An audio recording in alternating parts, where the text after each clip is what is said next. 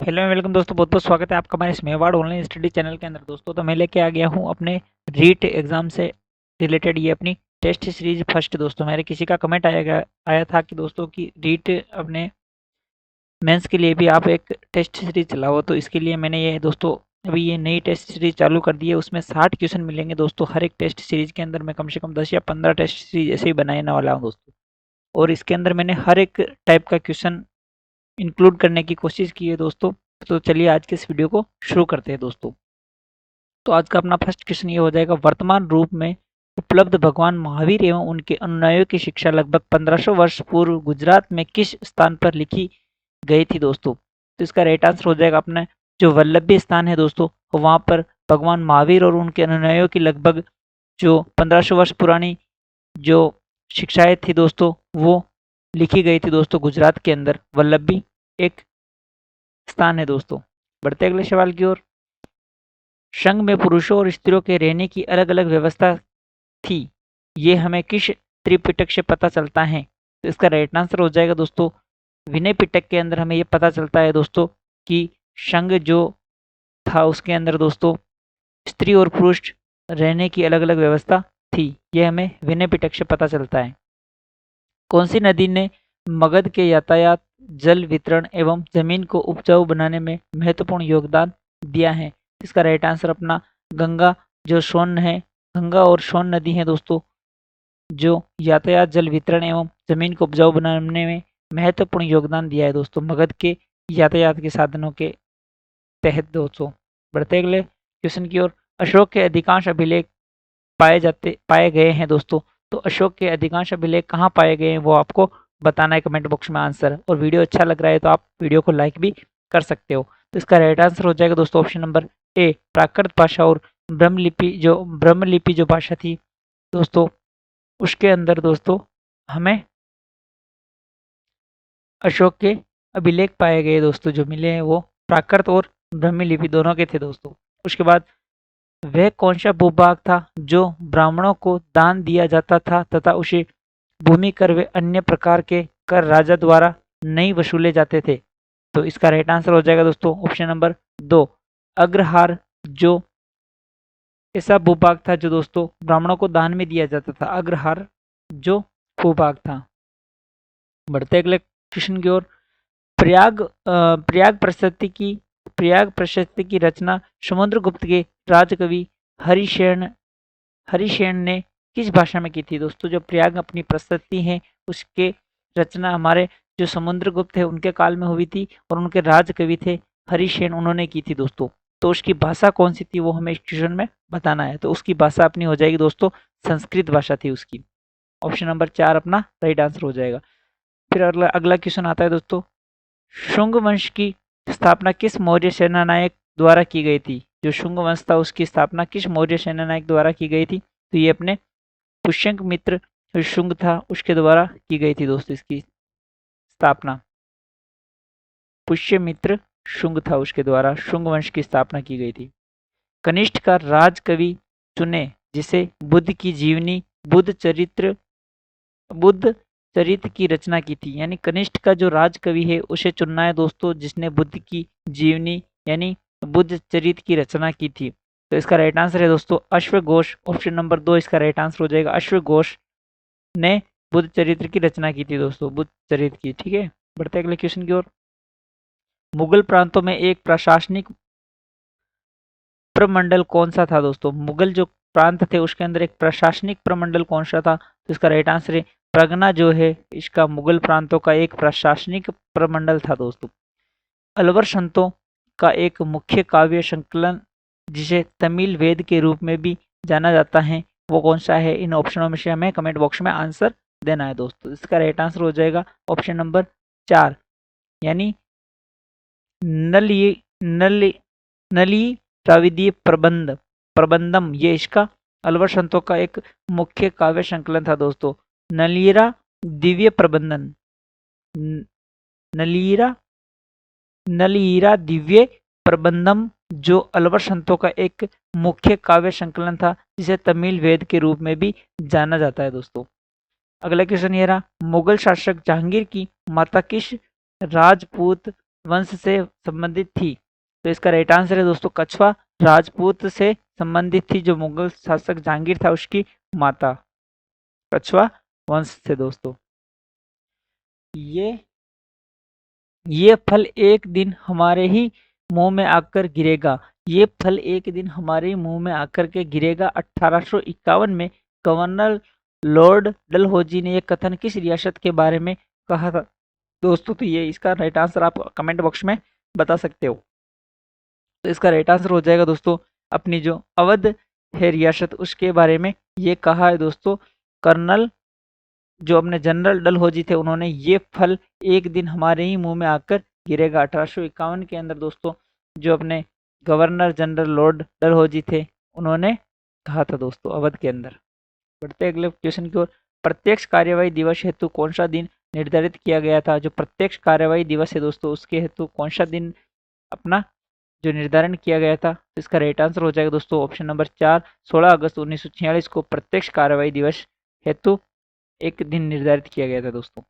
उसके बाद किस संविधान संशोधन के द्वारा भारत में वयस्क मताधिकार की आयु 21 वर्ष से घटाकर 18 वर्ष की गई है दोस्तों? तो इसका राइट आंसर है दोस्तों 61वें जो संविधान संशोधन है उसके द्वारा भारत में 21 वर्ष से घटाकर 18 वर्ष की गई है दोस्तों, जो मताधिकार की आयु है दोस्तों 61वें संविधान संशोधन के द्वारा।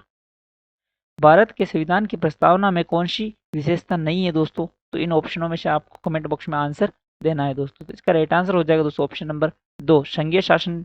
ये दोस्तों भारतीय संविधान की प्रस्तावना में विशेषता नहीं है दोस्तों। बढ़ते अगले सवाल की ओर। भारत की संविधान निर्मात्री जो सभा है उसके उपाध्यक्ष कौन थे दोस्तों? भारत की जो संविधान निर्माण की जो सभा थी उसके उपाध्यक्ष कौन थे दोस्तों? इसका राइट आंसर हो जाएगा दोस्तों H.C. मुखर्जी, जो उपाध्यक्ष थे दोस्तों भारतीय संविधान निर्माण की जो सभा थी उसकी।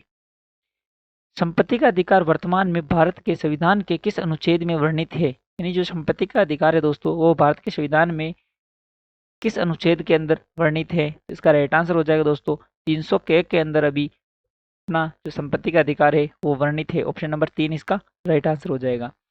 6 से 14 वर्ष के जो उम्र के बालकों को शिक्षा के अवसर उपलब्ध कराने हेतु कौन सा संविधान संशोधन किया गया है दोस्तों? 6 से 14 वर्ष के बालकों को शिक्षा के अवसर उपलब्ध कराने हेतु कौन सा संविधान संशोधन किया गया है? तो इसका राइट आंसर हो जाएगा दोस्तों 86वां जो संविधान संशोधन है वो 6 से 14 वर्ष के जो बालक थे दोस्तों उनको शिक्षा के अवसर उपलब्ध कराने हेतु यह संविधान संशोधन किया गया है दोस्तों। 86वां संविधान संशोधन, ऑप्शन नंबर 3 अपना राइट आंसर है।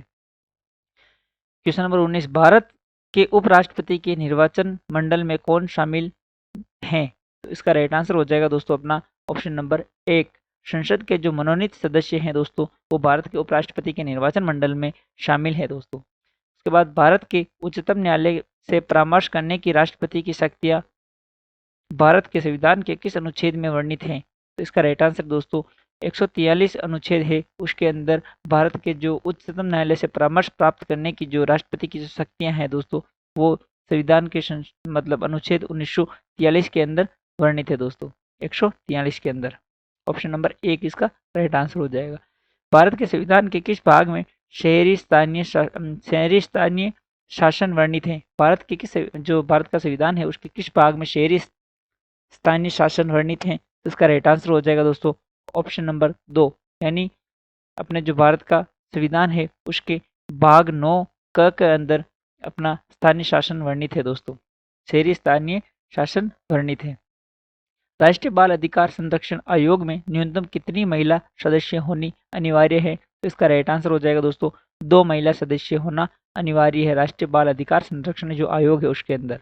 बढ़ते अगले सवाल की ओर। भारत के संविधान के अनुच्छेद 74 के तहत राष्ट्रपति किसकी सलाह से कार्य करता है? तो इसका राइट आंसर हो जाएगा दोस्तों मंत्रिपरिषद की जो सलाह है उससे कार्य करता है दोस्तों अपना राष्ट्रपति अनुच्छेद 74 के तहत। बढ़ते अगले सवाल की ओर।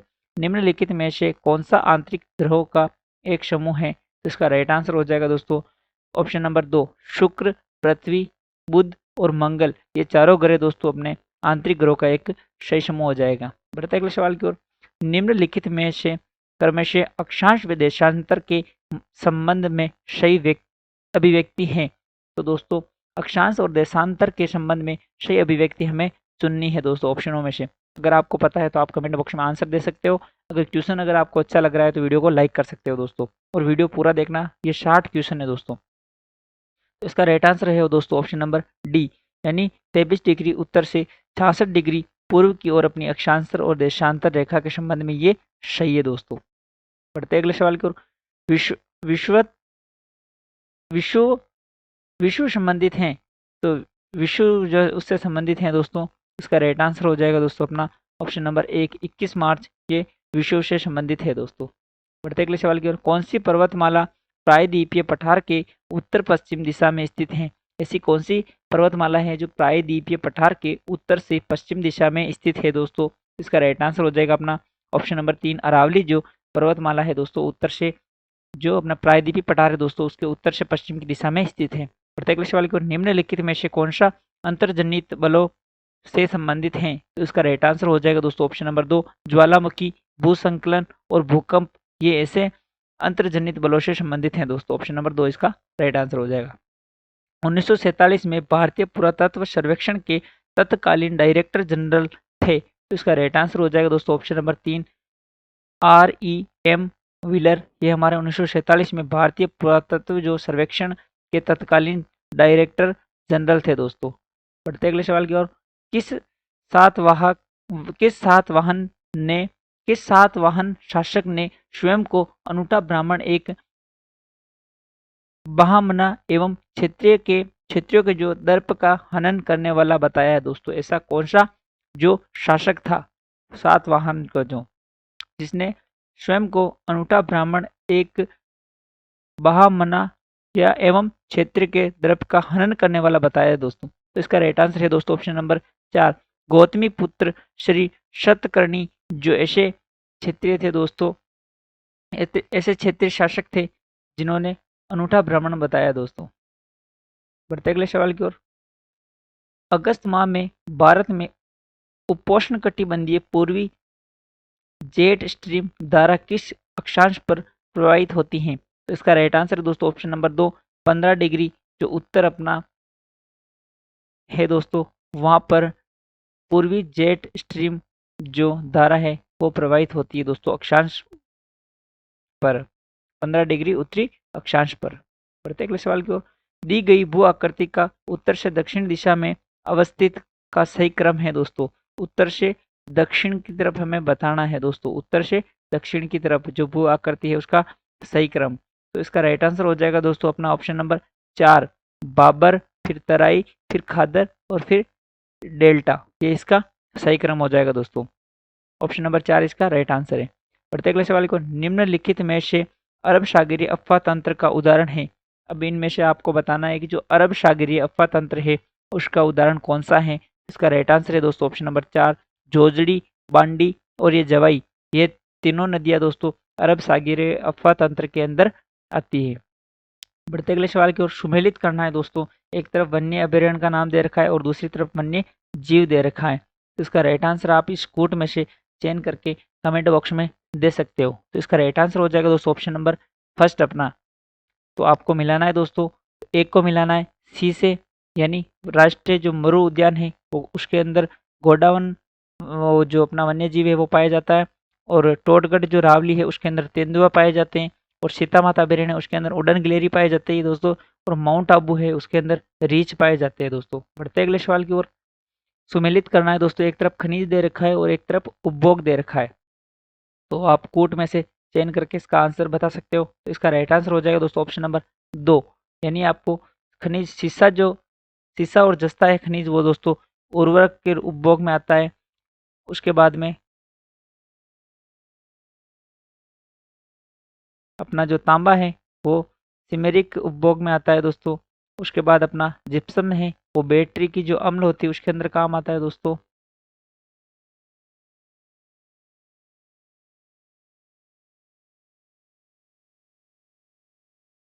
और उसके बाद अपना दोस्तों ये थोड़ा टाइपिंग मिस्टेक हो गया है, यानी आपको एक को मिलाना है दोस्तों सी से, एक को मिलाना है दोस्तों सी से। दोस्तों ये अपना 35 नंबर का जो क्वेश्चन था दोस्तों वो आपको बोनस मार्क मिल गया है, थोड़ा उसके अंदर दिक्कत हो गया तो वो 35 नंबर का क्वेश्चन आप बोनस मार्क के रूप में यूज कर लेना उसको। उसके बाद 36 नंबर का अपना क्वेश्चन आता है दोस्तों, उत्तर पश्चिमी रेलवे मंडल का मुख्यालय स्थित है। तो इसका राइट आंसर हो जाएगा दोस्तों ऑप्शन नंबर फर्स्ट जयपुर। बढ़ते अगले सवाल को, राणा सांगा की मृत्यु कब हुई थी? तो राणा सांगा की मृत्यु कब हुई थी दोस्तों? अगर आपको आता है तो आप कमेंट बॉक्स में आंसर दे सकते हो। तो इसका राइट आंसर हो जाएगा दोस्तों ऑप्शन नंबर फर्स्ट 30 जनवरी 1528 को राणा सांगा की मृत्यु हुई थी दोस्तों, 30 जनवरी 1528 को। विष्णोई संप्रदाय के प्रवर्तक कौन थे दोस्तों? तो इसका राइट आंसर हो जाएगा जाम्बोजी, जो विष्णोई संप्रदाय के प्रवर्तक थे दोस्तों। बिजोलिया किसान आंदोलन को व्यापक प्रचार देने वाले समाचार पत्र प्रताप के संपादक कौन थे दोस्तों? तो इसका राइट आंसर हो जाएगा दोस्तों अपना गणेश शंकर, जो विद्यार्थी, ऑप्शन नंबर फर्स्ट, ये अपना जो प्रताप समाचार था उनके संपादक थे दोस्तों। बढ़ते अगले सवाल की ओर, राजस्थान एकीकरण के प्रथम चरण में मत्स्य संघ की स्थापना कब हुई थी दोस्तों? तो इसका राइट आंसर है दोस्तों ऑप्शन नंबर 2, 18 मार्च 1948 को राजस्थान का जो प्रथम चरण था मत्स्य संघ, उसकी स्थापना हुई दोस्तों। बढ़ते अगले सवाल की ओर, 1919 में राजस्थान सेवा संघ की स्थापना विजय सिंह प्रतीक, रामनारायण चौधरी और हरिभाई किंकर है के योगदान से कहाँ हुई है दोस्तों? तो इसका राइट आंसर हो जाएगा दोस्तों वर्धा के अंदर 1919 में राजस्थान सेवा संघ की स्थापना की गई विजय सिंह प्रतीक के द्वारा, रामनारायण चौधरी और हरिभाई किंकर के योगदान से हुई दोस्तों। बढ़ते अगले सवाल की ओर, पिछोला झील का निर्माण किस शासक के काल में हुआ है दोस्तों? तो पिछोला झील का निर्माण अपने ऑप्शन नंबर 2 राइट हो जाएगा महाराणा लाखा के काल में हुआ है दोस्तों। बढ़ते अगले सवाल की ओर, सवाई जयसिंह द्वारा लिखित जयसिंह कारिका नामक ग्रंथ किस विषय से संबंधित है? तो इसका राइट आंसर हो जाएगा दोस्तों ऑप्शन नंबर फर्स्ट ज्योतिषी से संबंधित है दोस्तों। ये सवाई जयसिंह द्वारा लिखित जयसिंह कारिका जो ग्रंथ है। बढ़ते अगले सवाल की ओर, पिछुए चित्रांकन किस चित्र शैली से संबंधित है? तो इसका राइट आंसर हो जाएगा दोस्तों ऑप्शन नंबर 4 नाथद्वारा चित्रकला जो शैली है उससे संबंधित है दोस्तों पिछुए चित्रांकन। बढ़ते अगले सवाल की ओर, रागड़ी और निमाड़ी किस राजस्थानी बोली की उपबोलियां है? रागड़ी और निमाड़ी, तो इसका राइट आंसर हो जाएगा दोस्तों ऑप्शन नंबर फर्स्ट अपनी जो मालवी है उसकी उपबोलियां है दोस्तों ये रागड़ी और निमाड़ी। रांगड़ी और निमाड़ी ये अपने मालवी की उपबोलियां हैं दोस्तों। बढ़ते अगले सवाल की ओर, कौन वागड़ की मीरा के नाम से जानी जाती थी? इसका राइट आंसर है दोस्तों गंवरीबाई, जो वागड़ की मीरा के नाम से जानी जाती थी दोस्तों। निम्न में से कौन सा सामाजिक विज्ञान का लक्ष्य नहीं है? तो इसका राइट आंसर हो जाएगा दोस्तों ऑप्शन नंबर डी शिक्षण भ्रष्टाचार, ये अपने सामाजिक विज्ञान का लक्ष्य नहीं है दोस्तों। बढ़ते अगले क्वेश्चन की ओर, सामाजिक विज्ञान में शिक्षण अधिगम सामग्री का महत्व है। इसका राइट आंसर हो जाएगा दोस्तों ऑप्शन नंबर 4, यानी एक और दोनों सही, यानी फर्स्ट और सेकंड दोनों सही है। एक तो हो जाएगा अपना समय और परिश्रम की बचत और दूसरा हो जाएगा विषय वस्तु की स्पष्टता। ये अपने सामाजिक शिक्षण सामग्री का महत्व है दोस्तों। जो सामाजिक शिक्षण अधिगम सामग्री है उसका महत्व है दोस्तों। बढ़ते अगले सवाल की ओर, सामाजिक विज्ञान से तात्पर्य अध्ययन की उन शाखाओं से है जो मानव मात्र को उनके सामाजिक संबंधों के संदर्भ में समझने में सहायता करते हैं, ये परिभाषा दी है। तो इसका राइट आंसर हो जाएगा दोस्तों अपने ऑप्शन नंबर फर्स्ट, ये परिभाषा अपने कोलंबिया एनसाइक्लोपीडिया है उसके अंदर दी है दोस्तों। बढ़ते अगले सवाल की ओर, सूचना तकनीकी का शिक्षा में सबसे पहले उपयोग किस देश में किया गया? तो इसका राइट आंसर हो जाएगा दोस्तों ऑप्शन नंबर फर्स्ट ब्रिटेन के अंदर किया गया था दोस्तों। सूचना तकनीकी का जो शिक्षा में सबसे पहले उपयोग है वो ब्रिटेन के अंदर किया गया है दोस्तों। बढ़ते अगले सवाल की ओर, एक अच्छे मूल्यांकन के लिए कौन सा मापदंड सही नहीं है? तो इसका राइट आंसर हो जाएगा दोस्तों ऑप्शन नंबर 4 व्यक्ति परकता, जो ये दोस्तों मूल्यांकन सही नहीं है दोस्तों। बढ़ते अगले सवाल की ओर, सामाजिक विज्ञान शिक्षण के मूल्य हैं। तो इसका राइट आंसर दोस्तों ऑप्शन नंबर 4 उपयुक्त सभी, यानी सामाजिक मूल्य भी सामाजिक विज्ञान का शिक्षण का मूल्य है दोस्तों। कलात्मक और मनोरंजनात्मक मूल्यांकन भी और जनतांत्रिक मूल्यांकन भी ये सामाजिक शिक्षण के मूल्य हैं दोस्तों। बढ़ते अगले सवाल की ओर, संकल्पना मूल्यांकन निम्न के लिए अनुपयुक्त हैं।